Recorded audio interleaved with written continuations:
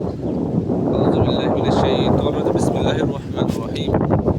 আমাদের ক্ষুদ্র এই জীবনে কত ধরনের বাস্তবিক সমস্যার সম্মুখীন আমরা হয়েছি, যা একমাত্র মহান রব্বুল আলামিনই ভালো করে জানেন। যে মানুষদের কত নিকৃষ্ট, যে কত খারাপ, তা আপনি মানুষের সাথে না মিশলে এবং আপনি বিভিন্ন অপবাদের শিকার না হলে, বিভিন্ন দুঃখ কষ্টের শিকার না হলে, তারপরে বিভিন্ন তাদের মাধ্যমে গীবতের শিকার না হলে, এবং তাদের হিংসার শিকার না হলে, এবং তাদের পিছনে লেগে থাকার বিষয় না হলে আপনি বুঝতে পারবেন না যে আসলে মানুষ যে কত নিকৃষ্ট, কত খারাপ। যে স্বার্থের এই জগতে একমাত্র আল্লাহ এবং আল্লাহ রাসূল ছাড়া আমাদের সত্যিকার অর্থে আপন বলতে কেউ নেই। তিনি আমাদেরকে নিঃস্বার্থভাবে ভালোবাসেন।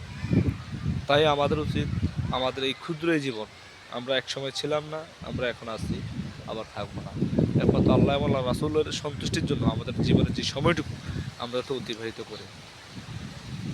আর প্রত্যেকটা মানুষের জীবনে এই যে পরিবার থেকে শুরু করে রাষ্ট্র পর্যন্ত, বিশ্ব পর্যন্ত, যে মানুষ কখনো দুঃখের সম্মুখীন হয়, আবার সুখের সম্মুখীন হয়। এই বিষয়ে মহান রব্বুল আলামিন পবিত্র কোরআনে ইরশাদ করেন, ফা ইন্নামাল উসরি ইউসরান, নিশ্চয়ই কষ্টের সাথে কি আছে?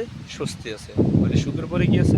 দুঃখ আছে। দুঃখের পরে কি আছে? সুখ আছে। আপনি যত বেশি কষ্টের শিকার হবেন, যত বেশি আঘাতের শিকার হবেন, আপনি বুঝতে হবে আপনার জন্য সুখ অতি সন্নিকটে। আপনার সুখ আরামায়েশ আপনার জন্য অপেক্ষা করছে।